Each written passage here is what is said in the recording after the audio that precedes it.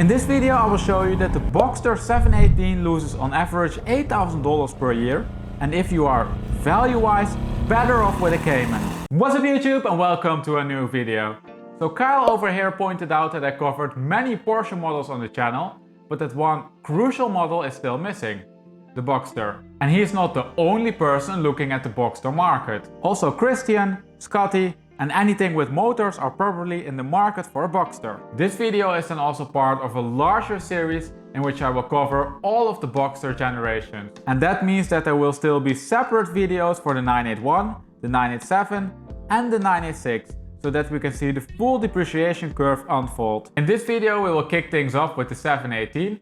And as always, we will analyze the market with a few steps. First we will look at the market and consider some general numbers such as the average price points. In the second step we will have a look then at the depreciation numbers such as the depreciation per year and per 1,000 miles driven. After this we will make some comparisons in step 3. We will namely compare the Boxster's depreciation curve to the one of the Cayman. And this will show you if the Boxsters keep their value better than the Caymans. After this we will also compare the Boxster to the other cars which I've analyzed on the channel. And where applicable, all of the numbers will be split between the base version of the Boxster, the S, the GTS, the Spyder and the T. Now let's get started with step number 1. The 718 Boxster market is now appearing on your screen, and you can see that we have the model year on the horizontal axis and the price on the vertical axis. You can also see that each model type received a different color. Now in total there are 199 cars for sale as of today, and prices depend heavily on the model type. The base version of the Boxster is of course the cheapest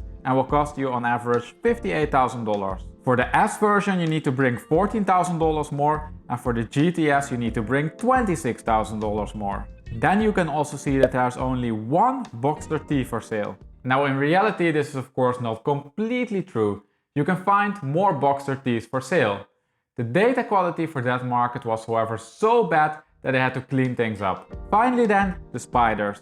If you are in the market for a 718, then this is probably the one you want. And you are not alone in this. They are namely priced considerably higher than the GTS's. On average, the Spyders namely go for $120,000. Now what surprised me about this graph is how close the different model types are in terms of price point. In model year 2019, you can see that the prices for the S's and GTS's are mixed, but perhaps this is also a consequence of the 718 engine. Everyone knows that this is the model which comes with the 4-cylinder. And personally, I wouldn't be inclined to pay a large premium for the GTS, knowing that you get more or less the same car. Now unfortunately I didn't drive the cars, so I'm telling you this as someone who made the comparison on paper. But then again, I guess that is what most people do when they are orientating themselves towards a new car. What might shake things up here is of course the introduction of the new 6-cylinder GTS, but more about that later in the video. Finally then, the last thing which I think is interesting about this graph are the prices of the Spyders. They have an MSRP of $96,000, but if you add some options, the prices of course pushed a lot higher. And that you can see clearly on the graph. With exception of one car, the Spyders are then also all new cars. The one used car which is for sale is probably a demo car, and this has a mileage of 1,000 miles and goes for a price of $108,000. Now when you compare these prices of the entry-level Spyders to the GTS's and S's, then you can see that the price points are not so far apart. And contrary to the GTS versus S premium, this is a premium I would seriously consider to pay. But let's park the Spyders and have a look at the depreciation numbers. But before we do so, please support the channel by smashing that like button if you enjoy this video. Alright, now then, the depreciation curves.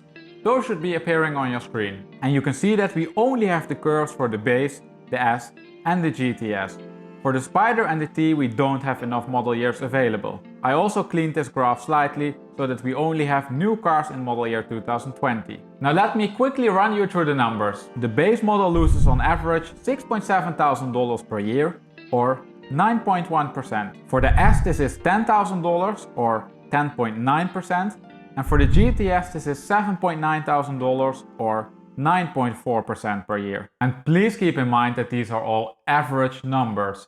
So that means that they go for all trim levels. Now one important thing to keep in mind here is that the numbers for the S and the base still include a few new cars, while the number for the GTS is only based on used cars. Therefore, it is perhaps more fair to compare them based on the drop in the second year of ownership. The base version drops here with $10.8 thousand or 17% of its value. The S model in turn also loses $10.8 thousand, but because they are more expensive, it only accounts for 14% of its value. The GTS performs the best over here with a drop of $7.9 thousand or 9%. Note though that we need to be a little bit careful with these numbers as we don't have too many data points. Nevertheless, based on what we have, it seems that the GTS is, as of now, holding its value quite okay. Overall though, these numbers are not best in class. Now what can we say then if we consider all of the curves together? Well, first you can see that the premium which you pay for an S fades away when the car ages. A new S goes for a premium of $20.2 thousand compared to the base models. And if we follow then the depreciation curves, then we can see that the premium is reduced to $7,000. And if you are a regular viewer of the channel, then this behavior of course looks familiar to you.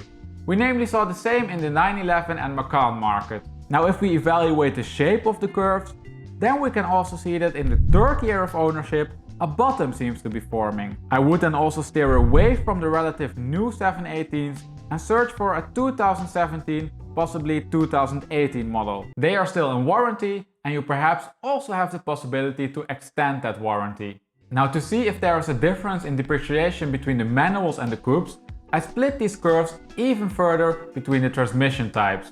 This however revealed that there was no difference at all in terms of depreciation. But then again, also this is something which we've seen in modern Porsche markets. The PDKs are simply so good that the manuals no longer demand a premium. For the older Porsche markets, the story is of course completely different. Now then, the model year is of course only one important variable which you can use to explain how prices move over time. Another important variable is of course the mileage.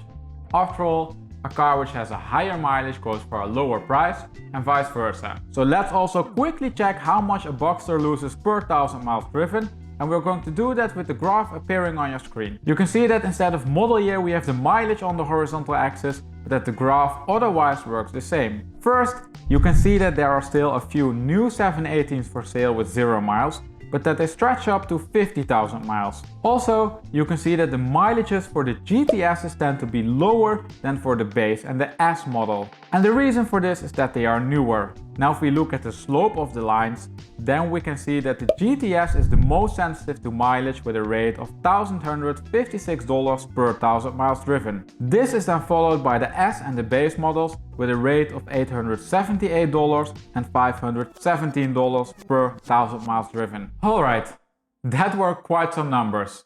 But how do they stack up against some other cars?